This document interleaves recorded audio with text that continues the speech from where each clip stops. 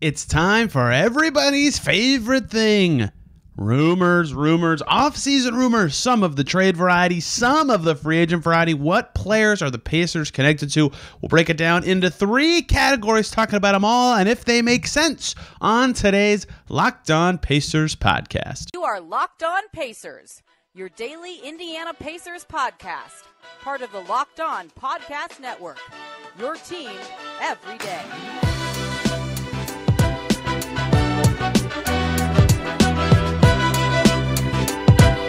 Welcome in to another edition of the Locked On Pacers podcast, where we, of course, talk about the Indiana Pacers. As always, my name's Tony East. I cover the team for Forbes and SI, and today, draft coverage is done. It's free agency till it's over now here on the Locked On Pacers podcast. Today, diving into the rumors, the 6 players that I think have had the most common connections to the Pacers this offseason. In fact, the only 6 that, to my knowledge, have had a multiple credible link. So let's set some ground rules here before we get going. You, listener or watcher on YouTube, might be thinking, I saw this player link to the Pacers. Why didn't Tony talk about them? I have rules and standards for rumors. It has to be multiple people who I believe are credible or mixed in that I have potentially heard about it myself. If it's just one person who I think is credible, or if it's a couple of people who I don't necessarily think are credible, they do not make the cut today. The most noteworthy player in this is Kyle Kuzma, who has had one credible connection via report to the Pacers, but that's it.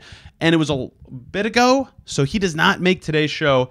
But the other 6 have, and I think they make sense. And I've broken them down into 3 categories for you today. We'll start with the trade/salary dumpage section, even though they're not really salary dumps. They're both good players.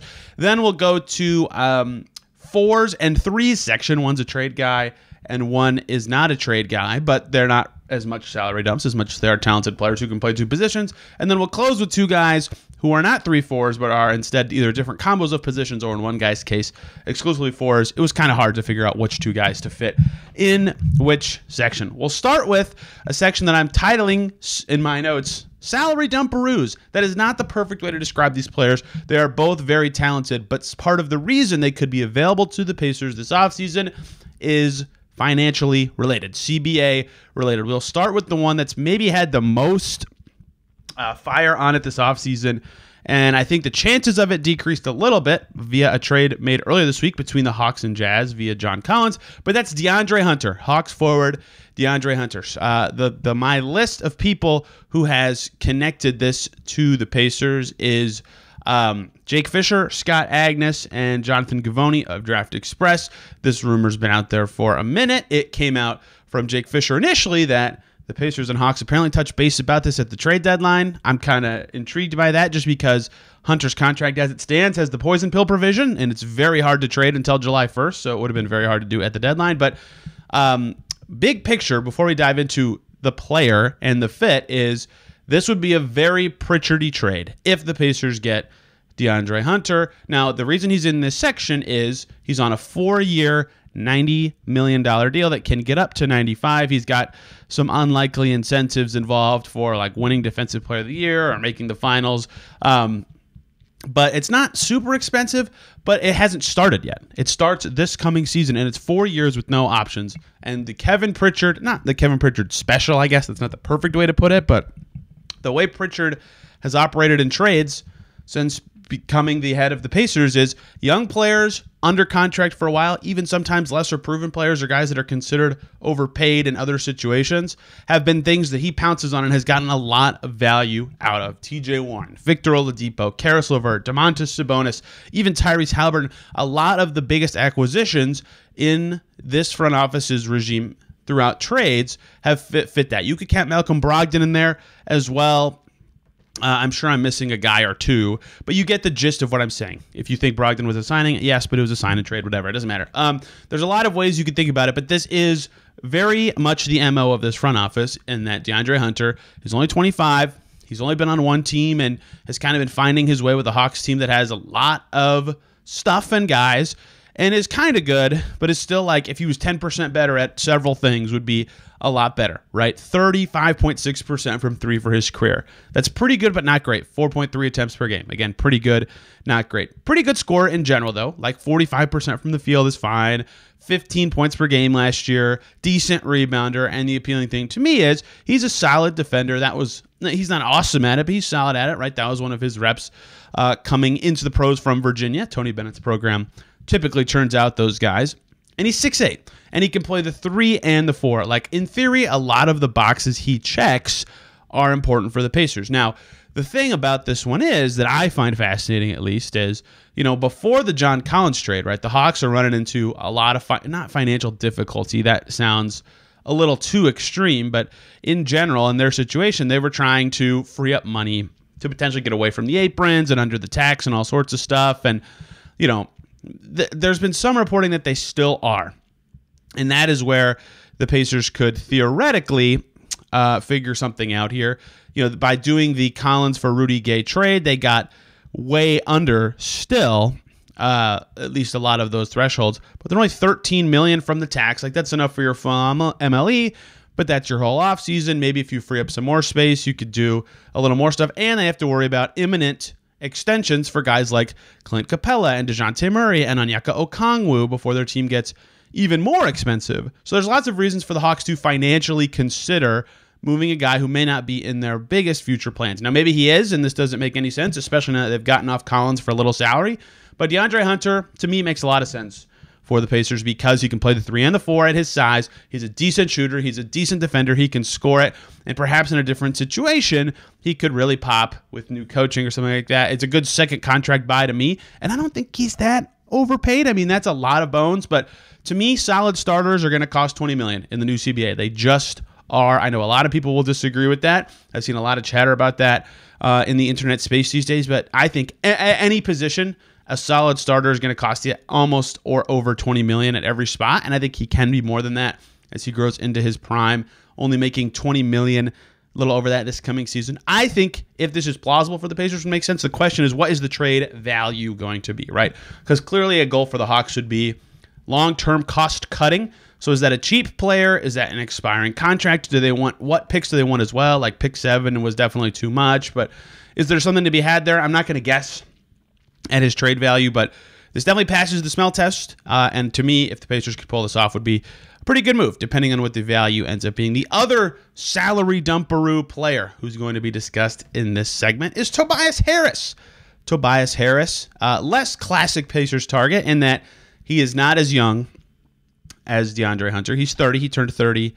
He turns 31, on July 15th. So he's a little older. He's also super expensive this season, $39.2 million contract. Now let's pause before many of you just say, why would the Pacers ever do that? Because yes, that's a huge number, perhaps so high that it doesn't make any sense to do. But usually the reason a team hates to take on a big money contract like that is the opportunity cost, right? Once you have that player, you can't spend that money on something else. Well, this coming season is the last year of Harris's deal. So if you know that the best thing you can get is Tobias Harris, you're not limiting yourself from doing something else. And the NBA now very, very, very strongly encourages teams to reach the salary floor before the season starts.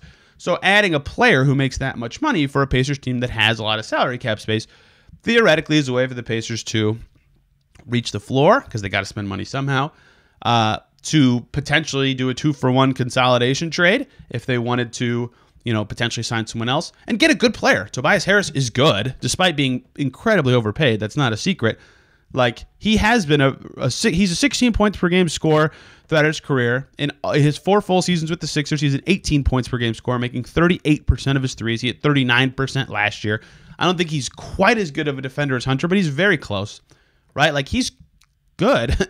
He's good, and he's a forward, and he's 6'8", like Hunter. Like, to me, the reason that the Pacers could, in theory, do this one is that they could get a good player for very little if the Sixers are just willing to move Harris to free up money. Now, the reason the Sixers would do that is if they think... I'm making up a lot of stuff here, and I hate when people do this, so I'm sorry I'm doing this, but like, if the Sixers retain James Harden and if their team becomes expensive as a result, perhaps they could go, we could either free up money to do some more spending somewhere else, or we could duck the aprons, or even balance out our team's finances in a way that makes more sense if we trade Harris for cheaper stuff elsewhere. Now, that's a lot of ifs, right? That requires them retaining Harden and a number that's really high, and then figuring out everything else from there, which isn't like completely unreasonable, but we'll see where they're at, because even without Harden right now, the Sixers are just $7.2 million shy of the luxury tax, right? So if they're able to trade Harris for way less money, and hey, the Pacers could help them do that, all of a sudden, there you go. I just lied to you about that luxury tax number. Either way, retaining Harden would get them so close to the tax. Harris would get them enough away that they could use the full non-tax mid-level. Like if the Pacers, this is not a trade I would do, or maybe, I don't know. I'm not going to make up a fake trade, but if the Pacers could send out, not a ton of salary and bring in Harris, I think that would make sense, because again, he is good. He would fit very well, and he could play the 3 and the 4. The reason that's pivotal for Hunter and Harris, and a guy we'll talk about in a minute, is Jarris Walker could play next to them, right? Anyone the Pacers bring in that's just a 4, sure, they need 4s. That's great. Depth is huge, but it limits the opportunities for the rookie. And I think that, given the history of the Pacers and Rick Carlisle, you can expect about 28 minutes per game for Walker this coming season. How are they going to get that if there's someone who needs more minutes right in front of him who can't play any other position? So I think Harris is good. Obviously, the contract means this is not the first move you try to go make, right?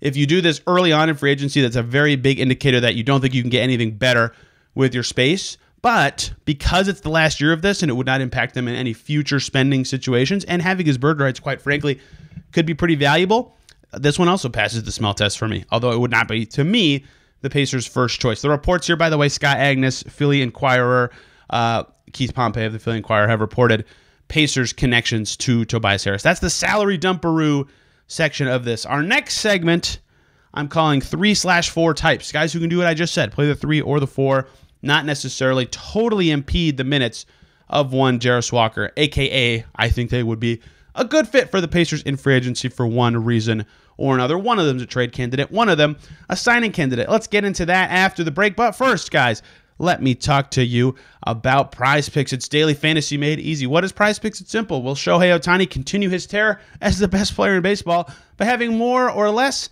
than 1.5 hits in a game? That's all PrizePicks is. You pick 2 to 6 players, they score more or less than the PrizePicks projection on a number of stats. You can win up to 25 times your money on any entry. It's not you against other people. It's just you versus their projections available. They have projections on any sport you watch: NBA, NFL, MLB, hockey, baseball, anything you name it, they got it. You can make your picks in a minute or less. It's easy. It's safe. They have fast withdrawals, and it's currently operational in over 30 states and Canada. Download the PrizePicks app or go to prizepicks.com to sign up and play daily fantasy sports. First-time users can receive a 100% instant deposit match up to $100 with the promo code LOCKEDON. If you deposit $100, PrizePicks will give you $100. If you deposit $50, PrizePicks will give you $50. Don't forget that promo code LOCKEDON and sign up for an instant deposit match up to $100 at PrizePicks. Daily fantasy made easy. Thank you, as always, for making Locked On Pacers your first listen today and every single day. For your second listen, hop on over to any of the teams that are already a part of the transaction cycle. A lot of guarantee dates, option dates, really heavily involved right now in the cycle. Eric Gordon got waived late last night. Locked On Clippers for that. We saw the John Collins trade. Locked On Hawks or Locked On Jazz for that. Any number of teams that you think have already made an interesting move, there's many places for you to go. Let's continue on this rumor path by talking about 2 players that I think could play the 3 or the 4 that have been tied to the Pacers. One is via trade. One is via signing. These are not salary dumperoos like the last segment. These teams that these players are on or were on do not have as many financial constraints, but I still think they're attractive options for the Pacers because they can play 2 positions, even though one of these guys isn't my favorite, but it doesn't matter what I think. We'll start with the free agent. Many ties now from this player to the Pacers, and that is one Harrison Barnes, former Sacramento Kings forward. Today, it was reported again, I believe by Jake Fisher was today, but we've heard this one from Jake Fisher and Mark Stein now, that the Pacers could potentially have interest in Harrison Barnes. And hey, if you've been listening to this show on the free agency preview for the power forwards at Ethan Krieger, you heard Harrison Barnes get a lengthy amount of discussion. Why? Because of his many ties to the franchise. Played for Carlisle for multiple seasons with the Dallas Mavericks, including his highest scoring season ever. Played with Tyrese Haliburton for a season and a half with the Kings and was one of his key vets, along with Buddy Hield, along with being one of Buddy Hield's key vets, I should say, with the Kings. has won a championship, is a decent player on both ends of the floor, and like I said, can play the 3 or the 4. Both of their reports cite Halliburton and Carlisle and the Pacers' interest in Harrison Barnes. So this one definitely passes the smell test for those external connections. There's no trade involved here, so this one's a little bit easier to kind of discuss, right? It's not like there's anything that matters from a Kings perspective. Now, I will say, James Ham, one of the Kings insiders, one of the great people, the Kings have such good coverage for that team. James Ham reported yesterday, he said, according to a league source, the Kings and Harrison Barnes camp have restarted talks. No warrant to fill sign an extension. He covers the Kings for KingsBeat.com and ESPN 1320 out in Sacramento. Very plugged in with that team. Either way, he could return, right? He's going to have leverage to get money, and he's a little on the older side. Older is a stretch. He's 31, right? He'll be 31 for all of the next coming season, right? He is definitely a talented player. This past year, 15 points, 4.5 rebounds per game, 37% from deep, 47% from the field, right? Can do a little bit of everything on the offensive end. It's not like he's weak finishing from anywhere. His true shooting percentage has been well over 60% each of the last 3 seasons. His turnover rate's mostly low. His rebound rate is but like a lot of his indicators, like his free throw rate was good last year. His three-point attempt rate is good. A lot of his indicators are like, this is a great role player. Now, he's not a ceiling raiser. I don't think anyone thinks that, but he's a great floor raiser with a lot of connections to the Pacers franchise. To me, that's a pretty good fit for what they need, and a key part of this, again, like I said, is I think because of his size, because he's mobile enough, because he can make threes, he can play the 3 or the 4. It's not like he's limited to just the 4. I think that's crucial for the Pacers. Like, he'd probably start if I were like potentially next to Jarris Walker, even potentially. I don't know what Walker's role is going to look like. I just think it's important that any forward the Pacers bring in can slot in next to Walker just for minutes distribution purposes. But either way, a lot to like about Harrison Barnes. He's in this tier. I explained this on the show with Ethan where, to me, paying them a lot of money is kind of like, yeah, your team's better, but they're not going to make your team so much better that they feel like the greatest investment. So you're not like so excited to be paying that player what that costs to get them, but they definitely improve teams, right? Like, to me, he's more of a final piece than a first piece for a lot of teams. Either way, though, he would help the Pacers. He made $18 million last year with the Kings. I would guess he's worth about that still going forward. I don't know what kind of years he'd be looking for because this could be his last big contract in the NBA at age 31. So he's an interesting one in the years versus dollars debate. If it goes lower on the dollars, it would take more years and vice versa. The interesting thing is, though, for him, and this is true for a lot of guys, and I'll get into this more tomorrow. Rhett Bauer and I are going to talk about Pacers free agency and storylines and all that. The Pacers are about $18.5 million from that salary floor that I mentioned earlier that they are strongly encouraged to hit by the NBA now. And if Barnes doesn't cost $18.5 million, but the Pacers sign him, now they're short of the floor, but they have a full team. They would have filled it up. And that would strongly suggest they're going to make a trade in some way to get the rest of that salary. There are other ways they could get it. But in general, if they sign somebody who does or add somebody who doesn't quite make that much to cover the difference, you can know and rest assured that the Pacers offseason is not over. They're going to do something else, and Barnes is not quite in that tier. Tobias Harris and Hunter could be enough, depending on what the Pacers would send out for them. It depends. But a guy like Barnes is right on the fringe. But perhaps starting him at just enough to get to the floor is a fair deal that would really help the Pacers financially, keep some flexibility, make a lot of moves happen. I'm just spitballing on values that make sense for him, but he's a good player. He can play 2 important positions. Wouldn't probably be my first call if I was the Pacers, but is certainly a good player. Another one here. This one was from Draft Express in their pre-draft coverage, Jonathan Gavoni, and then also from Scott Agnes in one of his pre-draft stories as a trade candidate. This was before the draft, so perhaps there's nothing going here now. We can, still talk about it, though. That's Dorian Finney-Smith with the Brooklyn Nets. He signed a 4-year, $55.5 million contract before last season, so he's in the second year of a 4-year deal, but the final year of that is a player option at $15 million.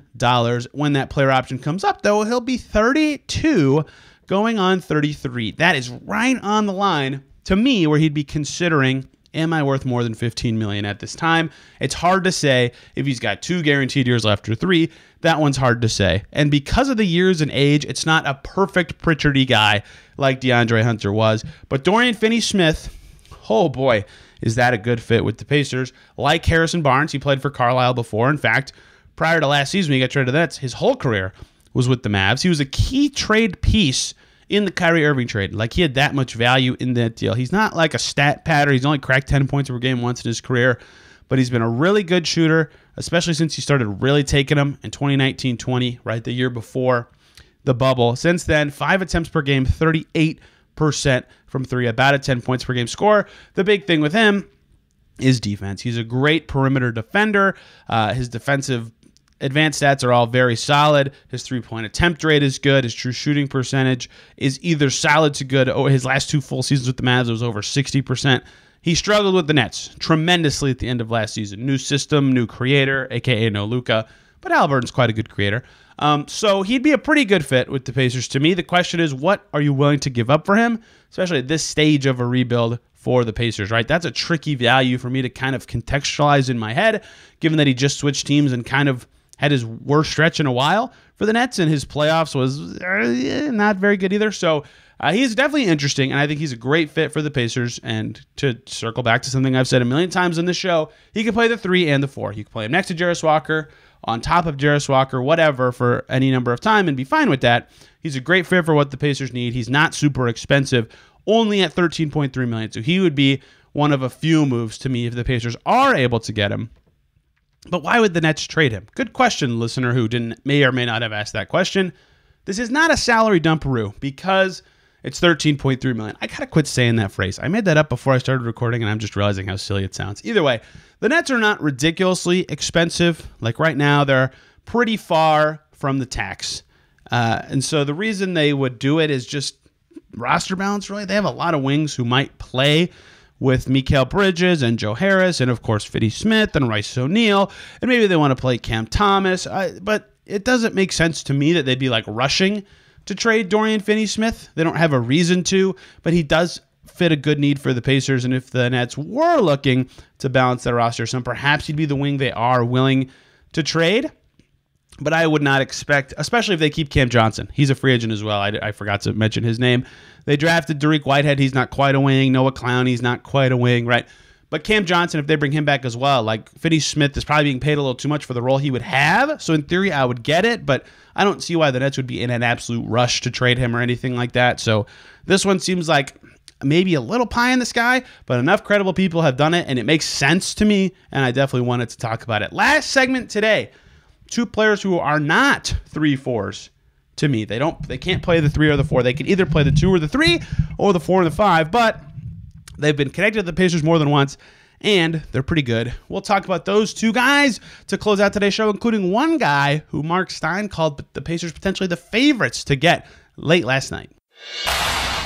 Thank you, as always, for making Locked On Pacers your first listen today and every single day. For your second listen, hop on over to Locked On Heat, figure out how they could get Dame or what they could do if one of the players we're about to talk about could potentially leave their team in free agency and what that could mean for the Miami Heat. 2 more players that I want to talk about today, both free agents this coming offseason.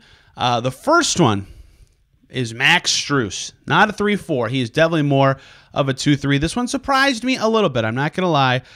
Mark Stein of the Stein Line tweeted earlier today, an apparent favorite is emerging in the race to sign Max Strus away from Miami in free agency.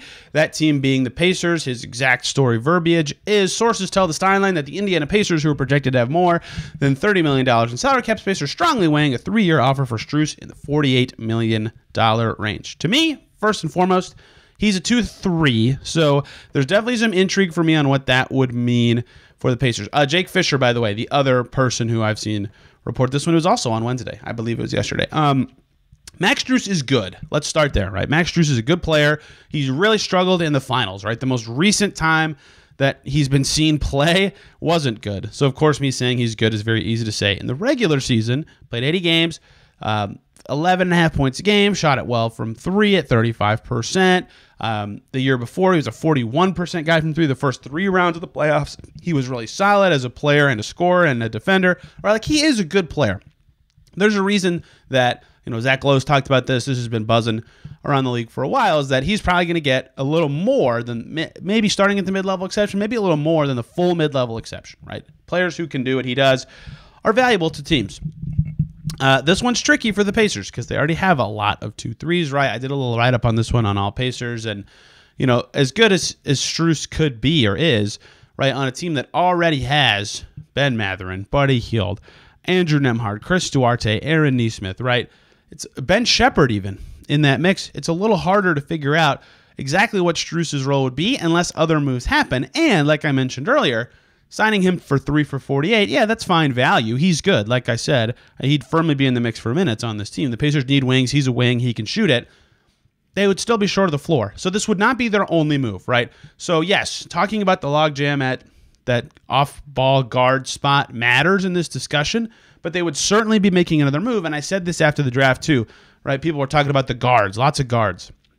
I said, well, let's see what happens at free agency before that discussion becomes a big one. And lo and behold, Mojave King, draft and stash coming, like that clears it up a little bit. Who knows what else could be coming for the Pacers in terms of other moves and trades. Like, it's too early to judge any roster imbalance, but signing Strus to me, especially at a deal that would still keep them short of the floor, would strongly indicate they're going to do something else as well. Here's the thing. Again, the high level to me is Max Strus is good, and it would indicate more moves are coming to me. Now, I won't say that I know that. I don't know what the Pacers are thinking or what their alternatives are or what Strus's goals are or anything like that, because that was quite frankly an interesting part of this to me. Like, if maybe he doesn't, this could be his only chance at a big deal. He's on the minimum the last 2 seasons, but certainly minutes and opportunity for a 27-year-old would be something he pursues. And with the Pacers, with Hield and Mathurin, and like I said, Ben Shepherd and Nembhard, it's not like there's a ton of chance for him.